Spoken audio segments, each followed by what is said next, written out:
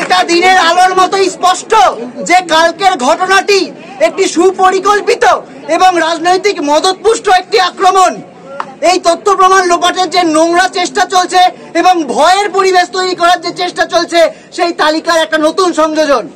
Police commissioner অত্যন্ত উদ্ধতভাবে জানিয়েছেন তারা নাকি সমস্ত তদন্ত চালিয়ে গেছেন, অথচ মাননীয় হাইকোর্ট পরিষ্কারভাবে তাদের তদন্তের প্রতিটা ধাপে অপদার্থতার চোখে আঙুল দিয়ে দেখিয়ে দিয়েছেন। তাই এই জিনিস আজকে সিবিআই হাতে গেছে। কলকাতা পুলিশ বলছেন যে তাদের বদনাম করার জন্য যে অপপ্রচার হয়েছে সেই জন্য নাকি কালকের এই আক্রমণের ঘটনাটা ঘটেছে, অথচ বোঝা যাচ্ছে যে ন্যায়ের দাবিতে চলা এই আন্দোলনের গতিকে ভয় পেয়েই রাজনৈতিক মদতপুষ্ট এই অসভ্য আক্রমণ চলেছে। আমাদের প্রতিবাদকে নীরব করার যে প্রয়াস চলছে তার তীব্র নিন্দা করছি। অত্যন্ত দুঃখ ও বেদনার সাথে আমরা লক্ষ্য করলাম আমাদের মাননীয় মুখ্যমন্ত্রী সকলের সামনে দাবি করলেন আমাদের যথেষ্ট কর্মবিরতি হয়ে গিয়েছে এবং আমাদের কাজে ফেরা উচিত, অথচ গতকালের ঘটনা থেকে স্পষ্ট ন্যায় বিচার পাওয়ার পথে আমরা 1 ইঞ্চিও পেরোতে পারিনি।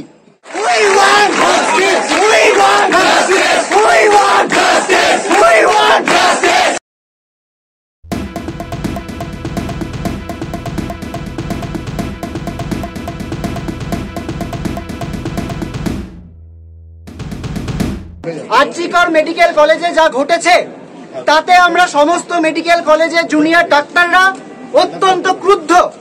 গতকাল ঘটনাগুলো ঘটেছিল এইভাবে: 1, সমস্ত মেডিকেল কলেজের জেনারেল বডি মিটিং এ সম্মিলিতভাবে প্রেস মিটিং করা হয়েছিল। আমরা জানিয়েছিলাম আমাদের কোনো দাবি এখনো মানা হয়নি, তাই ন্যায়ের দাবিতে আমাদের আন্দোলন চলতেই থাকবে।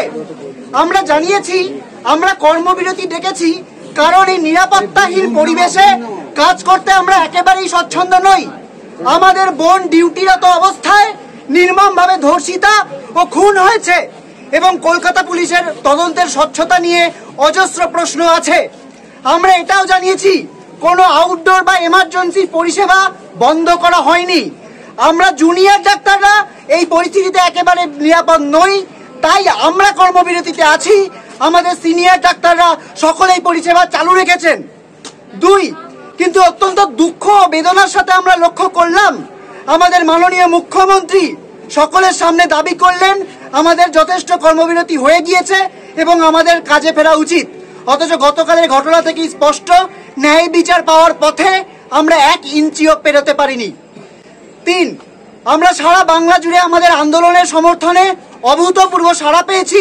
সাধারণ মানুষ 15ই আগস্টের রাত্রি দখল করতে স্বতঃস্ফূর্তভাবে এগিয়ে এসেছিলেন। স্বাধীনতার রাত দখল করে সকলে সমস্বরে আমাদের সহকর্মী অভয়ার ন্যায় বিচারের দাবিতে আওয়াজ তুলেছেন। সেই উৎসাহ অক্ষুণ্ণ রেখে কাল রাতে আরজিকর হাসপাতালের সমস্ত মহিলা ডাক্তারি ছাত্রীরা একটা প্রতিবাদ মিছিলের প্রস্তুতি নিচ্ছিলেন। ঠিক তখনই একটি উন্মত্ত আক্রমণকারী দল আরজিকর এমার্জেন্সি গেটে আক্রমণ করে। তারা গেট ভেঙে দেয়, হাসপাতালের ক্যাম্পাসে হানা দেয়, ডাক্তারদের প্রতিবাদ মঞ্চ, এমার্জেন্সি বিভাগ, গাইনি ওয়ার্ড, ইএনটি ওয়ার্ড ভাঙচুর করা হয়।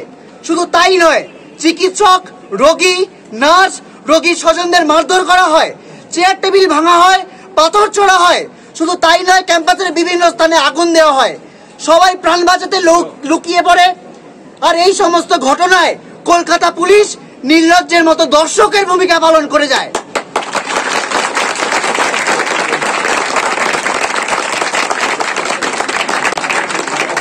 এটা দিনের আলোর মতোই স্পষ্ট যে কালকের ঘটনাটি একটি সুপরিকল্পিত এবং রাজনৈতিক মদতপুষ্ট একটি আক্রমণ। এই তথ্য প্রমাণ লোপাটের যে নোংরা চেষ্টা চলছে এবং ভয়ের পরিবেশ তৈরি করার যে চেষ্টা চলছে, সেই তালিকার একটা নতুন সংযোজন।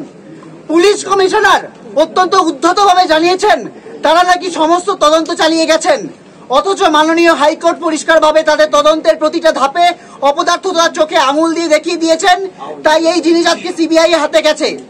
কলকাতা পুলিশ বলছেন যে তাদের বদনাম করার জন্য যে অপপ্রচার হয়েছে সেই জন্য নাকি কালকের এই আক্রমণের ঘটনাটা ঘটেছে, অথচ বোঝা যাচ্ছে যে ন্যায়ের দাবিতে চলা এই আন্দোলনের গতিকে ভয় পেয়েই রাজনৈতিক মদতপুষ্ট এই অসভ্য আক্রমণ চলেছে। আমাদের প্রতিবাদকে নীরব করার যে প্রয়াস চলছে তার তীব্র নিন্দা করছি।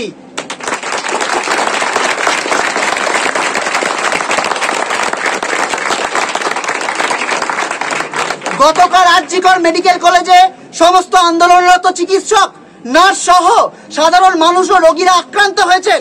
আমরা সমস্ত পশ্চিমবঙ্গের বাকি সমস্ত কলেজের যে জুনিয়র ডাক্তাররা সর্বতভাবে তাদের পাশে এসে দাঁড়াচ্ছি।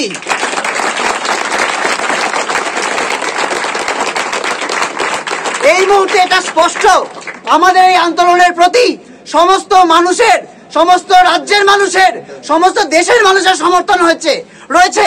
তাই আমরা আমাদের এই ন্যায্য বিচারের দাবি থেকে কখনোই পিছিয়ে হটব না। We want justice for Abhaya. We want justice. We want justice. We want justice. We want justice. Kolkata police!